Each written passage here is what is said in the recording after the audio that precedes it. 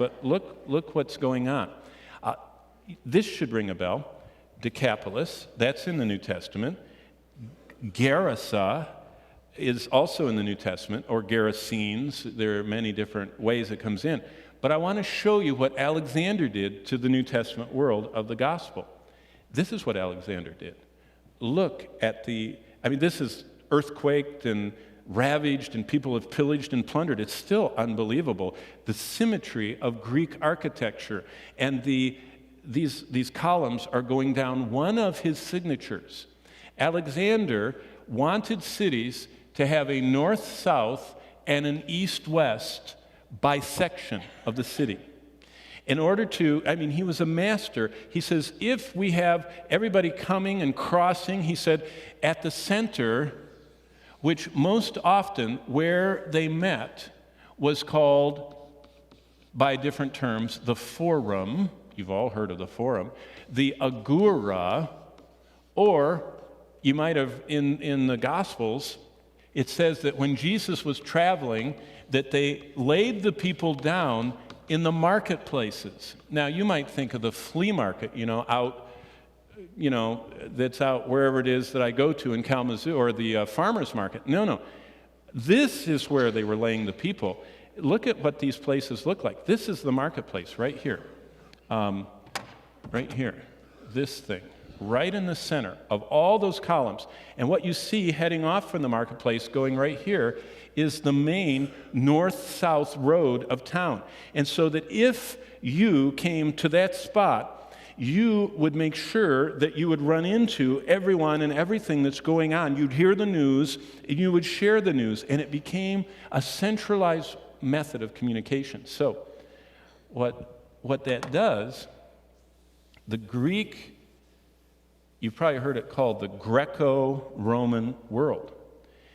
The Romans, by brute force, got the rest of the world under what Alexander didn't get. They got the rest. And they went all the way to Britain and North Africa, where he didn't conquer. And then they took over all his stuff and extended it.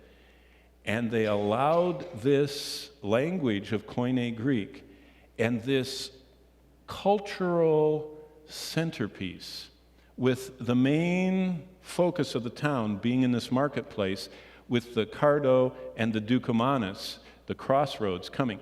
This is where Paul would come. And he would preach in one place.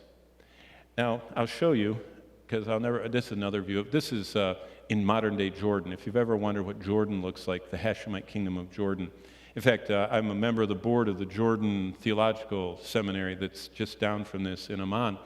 And it's an amazing repository of biblical sites. But this is the marketplace, and this is the Cardo going off of it. But what's amazing is, and you can't see it very well, these are kind of washed out pictures, but usually by that crosspiece they put the largest temple in the city, to Zeus or whatever.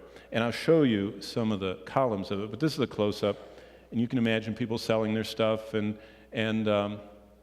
traveling up and down these. Oh, here's the temple. And there I circled for you right here, the people. There are some people, and there are people standing right there. They're not even as high as my little marker. So you can, if that's 6 feet,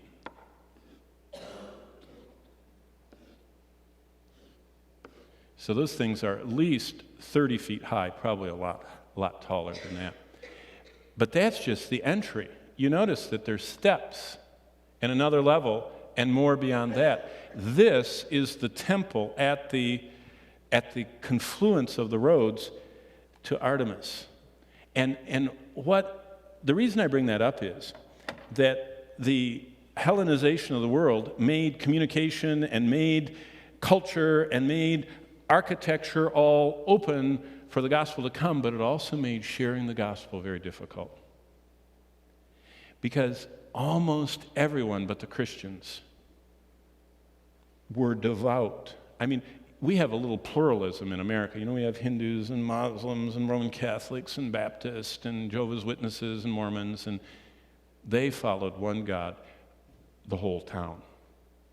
And so when Paul would come, and I'm standing in the marketplace with that gigantic temple looming down on us, and said, that's not true. The living and true God created the heavens and earth. They would beat him up and get him in the nearest jail. And it was a real lesson that you didn't associate with those Christians unless you meant business, because people were pretty serious in their worship of the false gods. There's a lot of stuff. They have baths and all kinds of stuff. But now let's get into places Jesus was. Now, Jesus was near that place, but we're not sure that he ever actually went into that city, because it's deep in the Decapolis. This city is just within a day's ambling of Capernaum, and it's even closer to Nazareth. And it's the second city of the Decapolis. It's called Beth Shean, and it's actually named in Matthew 4:25 as one of the cities of the Decapolis, and it's the one that was in Israel. And the reason I have the timeline for you here is that in 1000 BC, that city had a different name. It was called Scythopolis, because it's where the Scythians, the Russians, came all the way down. But it was where Saul's body was hung 1,000 years before Christ. So this city had been around for 1,000 years before Christ's time, and it was around for 800 years after Christ. But the great earthquake of 750 something totally wiped out an 1,800-year history. But let me show you how impressive. This is the two sections. This is the part Saul was in up here. This is the part that down in the Roman section that Jesus would have seen in the distance. You can see the Cardo. That's the Cardo. You can see the theater up here. This whole area is the forum of this city. These aren't very good pictures. This is the Cardo. If you can tell from looking at it, it's raised in the center because there's a center drain and there's storm sewers. This was sewer, and there was runoff on the sides. So they actually had indoor plumbing with sewers that ran out of town, plus stormwater runoff with all their nice big columns. Another view of the main drag there. Why I have this one for you is you can't see it very well, but right there is the largest temple in town. And this is the Cardo, and this is the Ducomanus. This is where they crossed, and they put the biggest temple in town right there. And so it was quite a commitment to publicly come to the marketplace and point at Christ in the shadow of those temples. This is a amphitheater, and the Beth Shean amphitheater actually saw Christians were actually martyred in that amphitheater.